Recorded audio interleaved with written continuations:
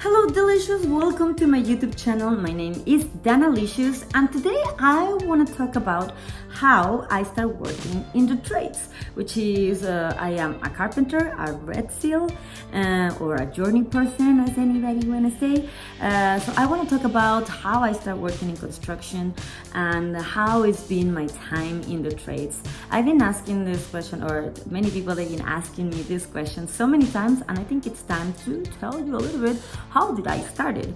And also, if you're a girl and you're thinking to join the trades, I can tell you a little bit of my experience and what I think, what is some of the difficulties in the trades and what are some advantages and disadvantages. And also, if you are a guy, you can understand a little bit on a women's perspective of how is to start working in the trades. But before I continue, I suggest you to subscribe to my YouTube channel and don't forget to follow me on Instagram as Danalicious with H at the end if you want to see a little bit more of my crazy life and what this Mexican is doing here in Canada. But anyway, so if this is the first time that you are in my YouTube channel, you can see that I have a little accent. Well, I am from Mexico City and this is where the story starts. So I was in Mexico City pretty much all my life since 2009, and after university, yes, I was in university, I studied industrial design, which, by the way, if you ask me what do you recommend me to do, university or start on trades, if I had the chance to start the trades when I was younger, I would have started the trades right away. Why I didn't do it? Because in Mexico it's not common to see women on construction. There is none. I think there was only one woman and she was on the news because it was like a crazy thing that she was working in construction. But anyways, girls, we do not supposed to be on construction, right? So I graduated in 2009, and after I graduated, I always wanted to move away from Mexico. The reasons why I wanted to move away from Mexico is because the life in Mexico is not as it's not as good as in these kind of countries. So I always wanted to immigrate. So obviously I didn't have money, and that's a different story that I have to tell you guys, because I didn't have resources to come to a different country, and that's why I actually had to join the trades. And it was not because of a personal decision, it was because financially decision, and this is how it started. So in 2013, I'm just fast forwarding. It's not forward or backward. Well, I'm just going ahead on my story because I'm sorry about my accent and my pronunciation. I'm trying to be better at my English, by the way. But so in 2013, because I moved to Canada in 2009 and then I got deported from Canada. I had to go back to Mexico, and then in 2011, in 2012, we came back to Canada, but we arrived to Saskatchewan because it's easier to immigrate, and that's how I ended up in Saskatoon, Saskatchewan. And by the way, just imagine I was living in Vancouver. I love Vancouver. Went back to Mexico and then came to Saskatchewan, and just imagine my surprise, because in Saskatchewan there is nothing, it's flat, it's so cold, well, you name it. And that's a different story of how it's been in the cold weather in construction. So I'm sorry, I have a very crazy mind in here and I have so many things that they come in my mind. But continue with my story. In 2013, I believe it was 2012, 2013, it was a point that I was working as a graphic designer. And then I didn't have a job for a long time, and I was looking for jobs. Obviously in Saskatchewan there is no jobs for industrial designers, so I couldn't find nothing until I saw a post on Kijiji saying that they were looking for people, that they were like wanted to start working on the trades, and they were paying $15 an hour. So obviously, because I needed the money, I was like, I don't care, and I wanted to immigrate to Canada as well. So in Canada, there is a program that if you work in construction, you can get the permanent residency. So me and my ex-boyfriend back then, we were talking about it, and I thought it was a great opportunity for us to immigrate to Canada and at the same time to start a new career. Plus, I'm a very entrepreneurial person. I love like real estate and all that, and I didn't know even how to build a house or even the materials of the house or nothing. So it was like a good opportunity for me to get involved a little bit on the real estate market and housing and everything that has to do with construction. So I decided to go for this interview. So it was an interview. It was the government who was pretty much sponsoring this because the province of Saskatchewan, they needed people in the trades. And that's exactly how I got started. So I went to this talk about the trades, blah, blah, blah, and I had no idea about nothing of this, right? So it was, yes, I pretty much need the money and let's do this. I don't care, I'm about to be homeless in here, so I need the money. And so after the interview, like luckily, and that was very weird because usually when I go for interviews, I don't know why, but I am never lucky, probably because back in the day my mentality was extremely different and I was kind of negative for getting a job. I was not thinking that I was capable enough. So I think I was not even capable enough for being like get a job in an interview. So I had very lots of bad experiences. But this time was different. This time I remember Jacqueline. She was my interviewer, and she asked you questions like, well, blah, blah, what do you think? And do you think you'll be capable enough? Do you want to learn? Blah, blah, blah. And then I told her, right? I mean, well, I am very creative. I'm a hard worker. I have a great ethic. And I think this is something I really want to pursue. So anyways, I got selected, and then you go for a course and you're in the school. I believe it was 5 or 6 weeks. I think it was five weeks in the school, and they teach you how to read the tape. And obviously because I was not very familiar with imperial, which in Mexico is metric, and here in Canada it's imperial. So I didn't even know how to read in inches or in feet. I was extremely confused in that at the beginning. I had to watch so many YouTube videos. And now I rather, actually, if you ask me, I rather the imperial. It's easier. I think it's more graphic.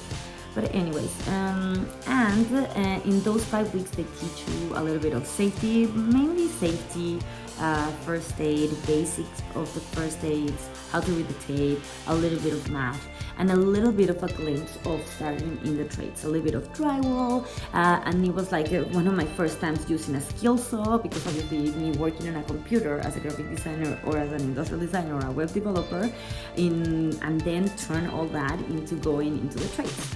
And physically I was chubbier, and I was not really fit for this. I always liked doing sports and everything, but I was never fit to get into the construction.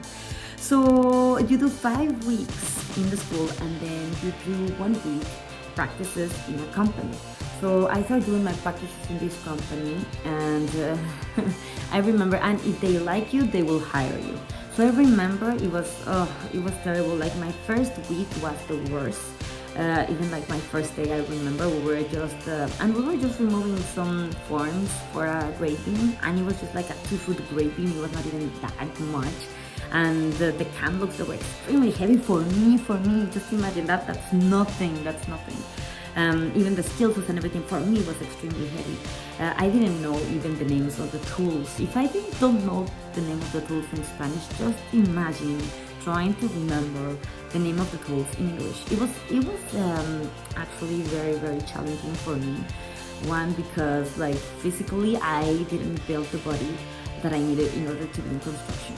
So if you're a girl and you are dealing with this and you are thinking to get into the trades, yes, at the beginning it's gonna be a little bit harsh because the tools, especially like my hands, are tiny hands, and the tools are made for men, and everything is made for men. Like if you see all my wardrobe that I have for my construction clothes, I look like a clown because everything is huge on my body, and it's very hard to find good quality clothing for women. So there is another like if you are an entrepreneur person and you want to do business, that's a very good market right now, because I think girls, the community of female in construction is growing. And we need better clothing, we need better tools, not just those pink cheap tools that they sell in Walmart that they don't even last for a little bit. So I remember like I bought a pants for females for construction. The first day they ripped. Honestly, I'm not kidding, they ripped. So those kind of things, boots and everything for female, like I had very bad experiences through the years. It's very hard to find things that they will adequate to your body, especially for being a girl. At the beginning, it's very hard. It's very challenging, especially because we as a women, we always try to make that step up, right? Because we have to compensate that thing that the guys have, right? Because guys are stronger. So being a female is, and then to go to that step, you need to try to balance somehow. The advantages of being women in the trades is that I think we give a different value on the companies. For example, we are more thinkers, we are more careful, and right now in the job sites they require lots of safety rules and regulations. And also there are different types of construction. It could be residential, commercial, or industrial. And I do commercial. I always done commercial construction. If you ask me, right now I work for PCL. It's a great company. I really like working for them. Yeah, so that's how I started working in construction. So far, it's been a great experience. Right now, I am a journey person carpenter or a red seal. And doing the test, it was very challenging. So if you have questions of how you can pursue carpentry and pretty much graduate as a carpenter, I can tell you that in a different video. And if you're interested in all these kind of things, I would love to talk about more of my perspective and more a bit of my experience in construction. So I really hope this video helped you a little bit to understand how is to working in the trades, and probably your story is different if you're still thinking about a little bit of changing your life. And you know what, don't even worry if you think that you're old. I don't think there is even like an age in order, like, yeah, the younger the better. But if you're, I've seen women, like honestly, there was on this girl one time, she was like 50 years old, and she was in the trades, and she was a biker and everything, and she was like great. I think she was a great worker. So you don't even think about that it's too late to learn. It's never late to learn. You have to start as a labor position, which is just pretty much cleaning the sites and getting to know the tools. Grab probably a skill, so if they let you on the site. But if you are trying to be a girl and you're inside the trades, or you're thinking to be in the trades, my recommendation is just go beyond and don't be afraid of the tools. At the beginning, I remember when I was in school, I was afraid to touch the tools, and I felt like that. But my teacher told me, if you guys really want to succeed in this career, one, have a pen and a pencil and a notepad just to write down everything that you need to do during the day, which I think that's more for upper levels. But my recommendation for you as a girl is do not be afraid of the tools, especially that. Don't be afraid to go and jump, and you know what, yes, like it's risky. Construction is very risky. That's why it's very well paid, but it's very well paid. And I think in construction, you're always gonna have jobs. I never had the problem that I have no jobs, especially if you have good ethic. That's another good point, and that's for girls and boys. Have a very great work ethic. Be reliable, because if you're reliable, you're like 70% on the other side of all the crew. I don't know why I've seen here in Canada that many people there are not very reliable. I think they're lazy, or no, I don't know if it's my culture, but we are built to do that extra step, to work hard and be very hard workers and be passionate and stuff like that. So if you are those things and you're not afraid and you try to push yourself, just think that you're gonna build the muscle. As my recommendation, go to the gym and try to build those little baby muscles. Still nowadays, I'm not the strongest person on the site, but at least I can, I can carry form plywood and stuff like that, and go up and down and pick up beams. I can still do that. And usually in the sites, they are very good with that, and they leave like stronger people to do all that hard work, but not always. So just take that on mind. And but so far I really like it. Thanks to construction, I was able to invest in real estate.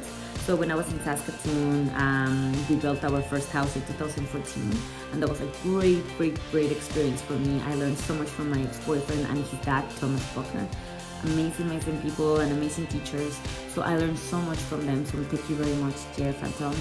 And so yeah, that's how I started. We built our house in 2014, and the next year I bought my first property, my first rental. The next year I bought the next rental property, and the next year we bought another rental property. So being in construction is good because it's good money. You don't need to pay a lot of money. I think the tuition for the school is like $500. It's going up and up and up with the time, but it's like $500, and the government pays you employment insurance. At least that's here in Canada. So you have a little bit of money while you're studying, and then you go back to work for a year, and you're getting paid while you're getting your experience, and at the same time I think you're building your capital that way. So far I think that's one thing that I really enjoy construction. You find great people over there as well, and that's all I can tell you right now. If you like this video, please give it a thumbs up, and if you want to learn a little bit more of my experiences, just comment below, and don't forget to follow me on my Instagram as well. That is Danalicious with H at the end, and you can also follow me, or not follow me, but you can add me on Facebook as Danalicious. Thank you very much, guys, for watching this video, and girls, never give up, and boys, keep up with the hard work. Thank you very much, and see you next time. Woo.